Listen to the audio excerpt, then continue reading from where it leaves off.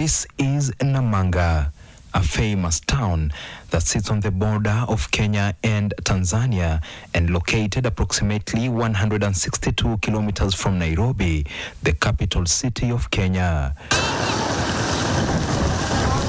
The hustle and bustle of both Kenyan and Tanzanian traders crossing from one country to the other welcomes us to this small border town. Unknown to most of those crossing the border, only 6 kilometers from here is an abandoned methamphetamine laboratory that only 6 months ago was on the brink of going fully operational. The journey to Olelopo village, the exact location of the laboratory, somehow reveals why the owners of the laboratory, who according to the Directorate of Criminal Investigations (DCI) include members of deadly drug cartels in Mexico and Nigeria, chose Olelopo of all places. The now muddy road is a dry weather path with poor drainage, meaning that the owners perhaps wanted to stay not only inaccessible but also hidden. The area is also sparsely populated, meaning that the owners perhaps did not want to be noticed as they undertook their clandestine operation. On arrival at the lab, we discover more. The lab sits on a 10-acre piece of land and is surrounded by 3 fences. 2 of the fences are made of barbed wire, while the third one, which is the inner fence, is made of iron sheets that only a few months ago were brand new, but now appear old and dangerously rusty, raising questions about the level of toxicity in the area. Just before entering the land, we noticed this old tank that we are told receives water directly and constantly from Africa's tallest mountain, Mount Kilimanjaro in Tanzania, that we can see in the horizon. Water is a crucial component in the manufacturing of meth, and the presence of this tank perhaps could have influenced the owners of the lab to settle here. At the entrance is a makeshift gatehouse. A few meters in, we cross the second and the third fence and find the laboratory. It appears makeshift as well, made of iron sheets that also show high levels of rustiness.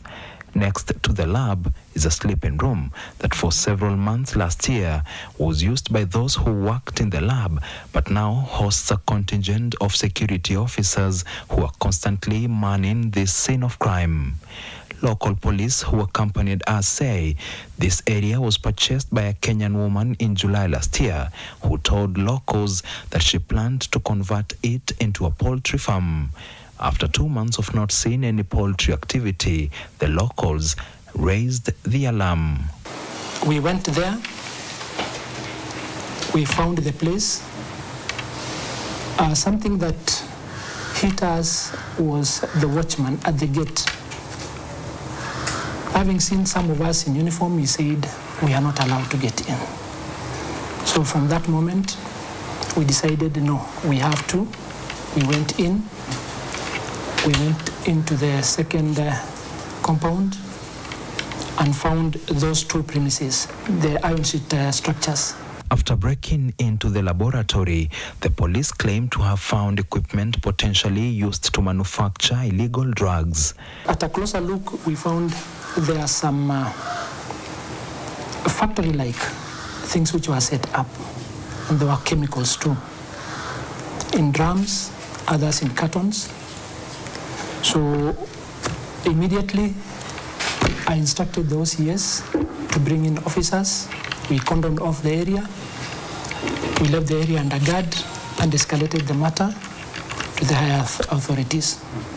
This included chemicals in multiple containers, 3 large gas cylinders, 2 large blue water containers, and a solar panel that could have been a backup or an alternative to this large generator that is still next to the lab 6 months later.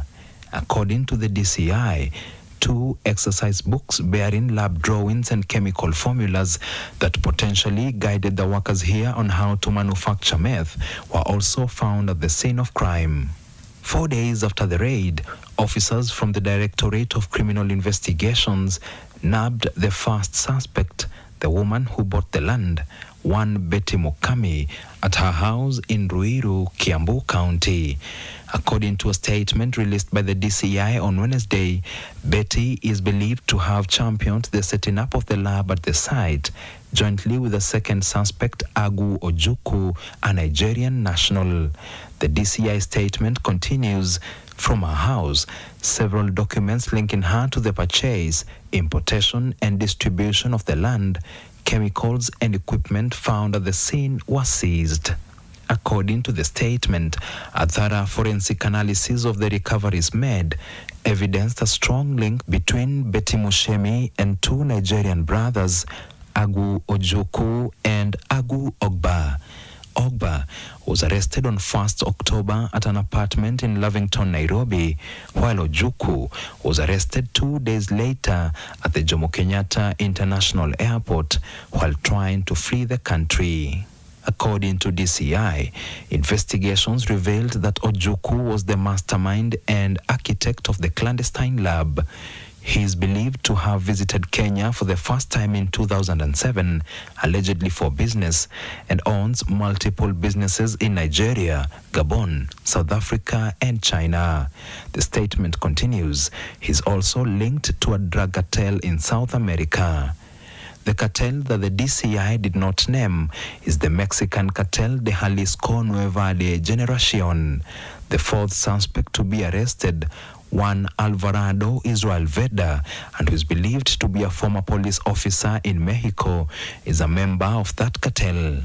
According to the DCI, it has been established that Alvarado is among two other Mexicans brought on board by Ojukwu for their expertise in cooking synthetic opioids, otherwise known as methamphetamine, and had just been oriented to the Namanga scene ahead of the operationalization. His fellow Mexicans are still being pursued. Two Kenyan companies where the chemicals were bought have been sued in an ongoing court case. They are Enormed Pharma Limited and Betlink Supplies Limited. This as the DCI and local police insist that the lab was not yet operational when they raided it. From what the experts are saying, these are highly addictive drug. Had they succeeded, it could have been a disaster.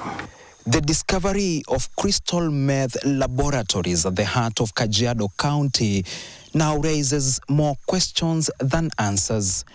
Could there be more laboratories in rural Kenya? Could they be operational? And could crystal meth produced in the country be in distribution, not just locally, but also internationally?